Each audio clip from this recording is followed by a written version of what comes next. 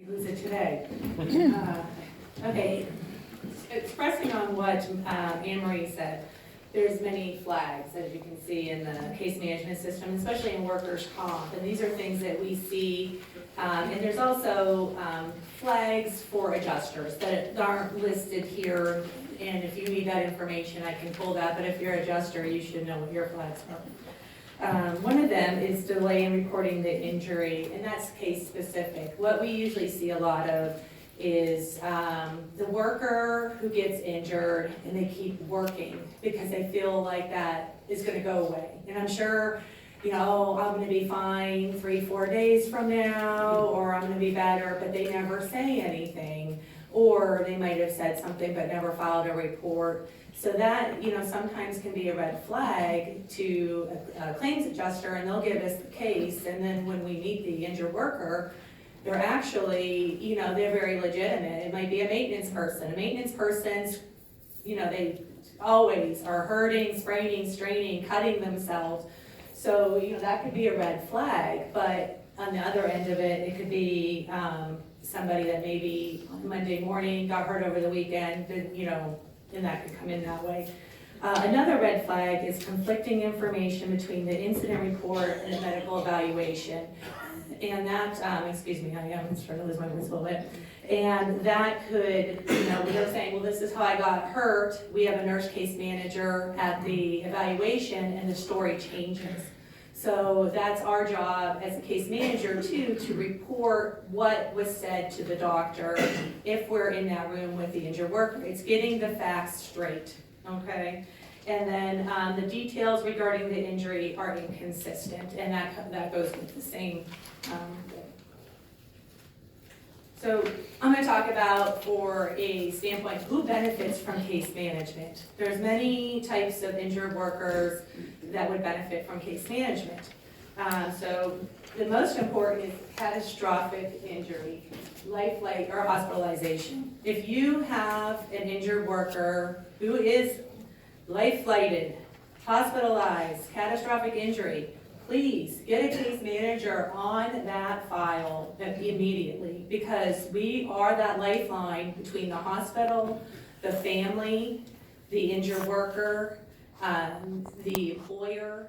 We are there to help facilitate that treatment. And many times, I had a case recently where the guy was life-flighted. They didn't contact us till 3 months later. And I was fortunate to get him the treatment he needed, and he actually did go back to work. But he was life-flighted in, concussion, fell backwards, multiple injuries. And they said, well, he's okay because he got discharged home. And, you know, and I said, well, that doesn't mean he's okay. And unfortunately, it is an interesting story, and I'll kind of keep moving, but I think it's very interesting, and it's unfortunate for him. He was in the middle of a divorce when this all happened. They called his soon-to-be ex-wife. He couldn't remember what year it was, thought he was still married to her, he thought it was like President Bush, and it put him into a state of shock, too. So, I mean, it's so important to have this not only involved from the medical perspectives, the physical, but also the mental, okay, because there is a lot. Traumatic brain injury, which kind of goes with that. Burns and amputations, very important to have somebody on those cases. Sprain strains outside the official disability guidelines. Does anybody know what the official disability guidelines is? Anybody? Raise your hand. Anybody heard of it? Okay. So when you have injuries outside of those guidelines, and especially from an adjuster, you know, standpoint, if you don't know what those guidelines are, you know, ask us, because we might be able to say, well, you know, they're at 16 weeks now, they should have been better at 8 weeks. Okay, so those are flags, and those are things that case management you would benefit from. Continue, okay? So there's many reasons to use case management. So all those case managers out there are gonna like me after today. So complex cases with multiple comorbidities. Somebody has diabetes and they have surgery. They might not heal as well. So it's important to have a case manager on it. Rheumatoid arthritis. Depression, pre-existing depression. A lot of our clients, I'm finding, have mental health diagnoses, and that makes it that much more difficult to case manage those files, because we're not just dealing with their physical injuries, we're dealing with their mental state. So, and just navigating sometimes the emotional, the acute, the state can be very difficult. And again, emotional stress, acute stress disorders, those are very good cases, especially if you have the right type of case manager on the file to refer out, because it does get very complex. Surgery, possibility for surgery, and specialist referral are good ways to send files over for case management. Aggravation of pre-existing condition, the guy who had 5 back surgeries and now you're buying number 6. So, you better, that's a very good case to get out. And we can get that information from them too when we meet them. So, we do a medical history, we find out their comorbidities, and we find out, okay, this guy had 2 other back surgeries, not work-related, but, it's a good case to get, to send over. And again, the red flags, which we discussed.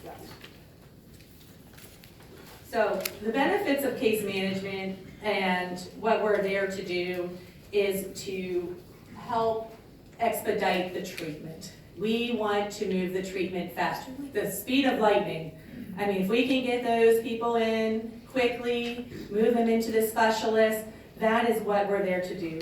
We do not want to avoid unnecessary or prolonged treatment. Anne-Marie talked a little bit about it too when she was doing that. We want to avoid duplication of treatment.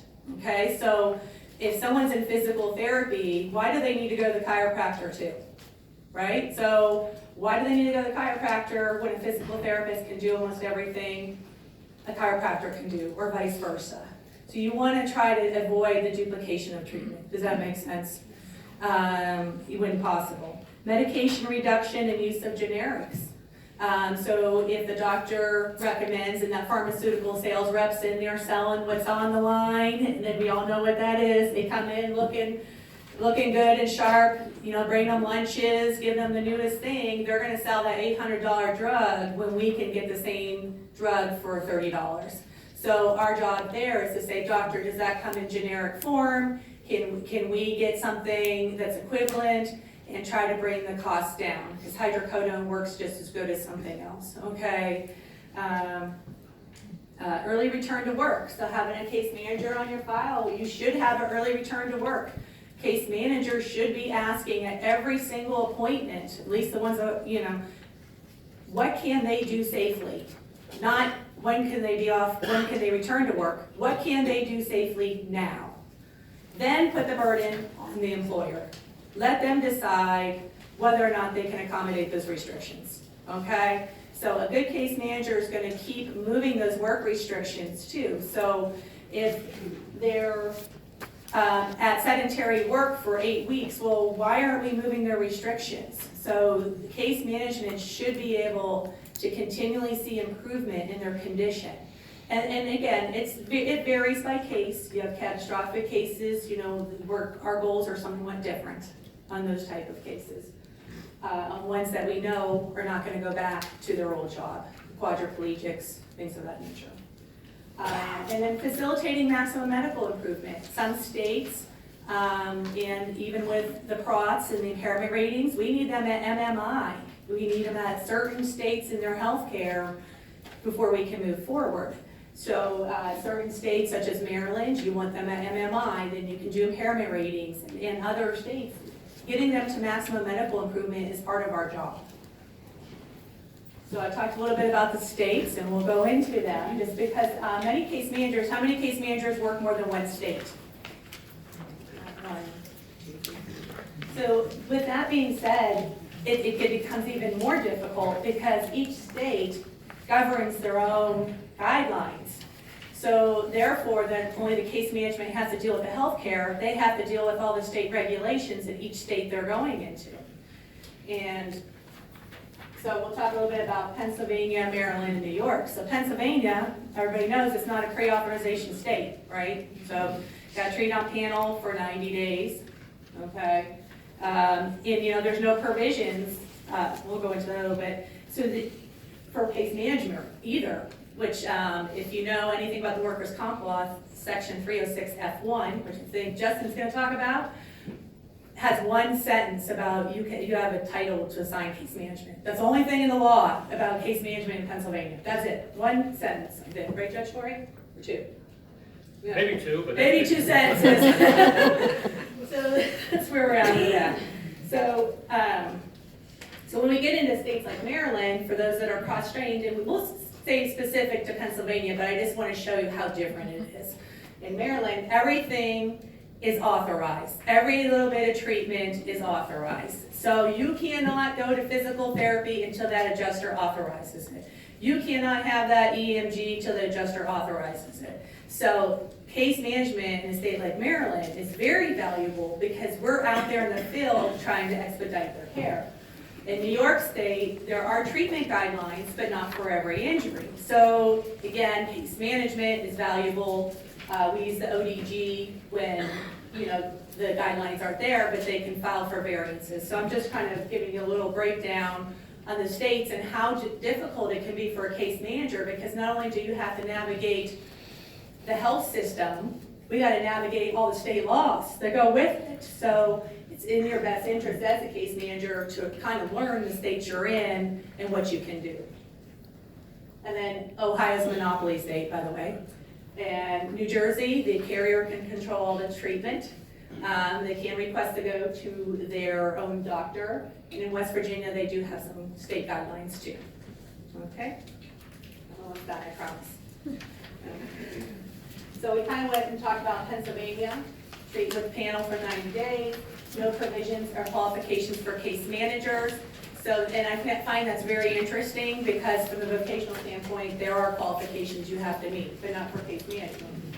So the type of people you might see that are case managers include RNs, social workers, counselors.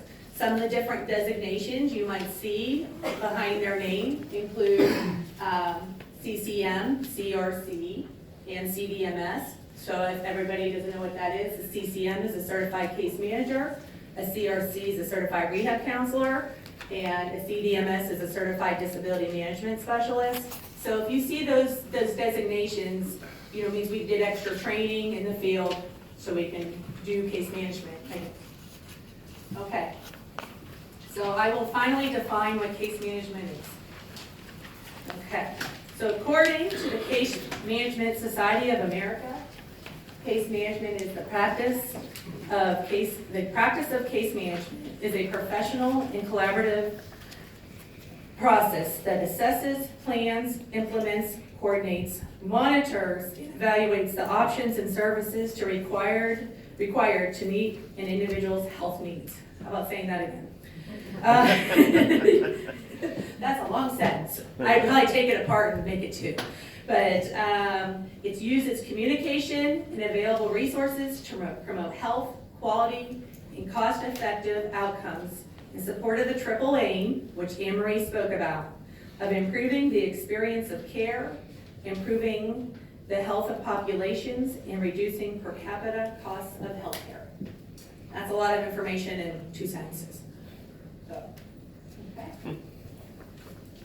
In addition, believe it or not, case managers have to follow professional conduct, unlike some. Okay. You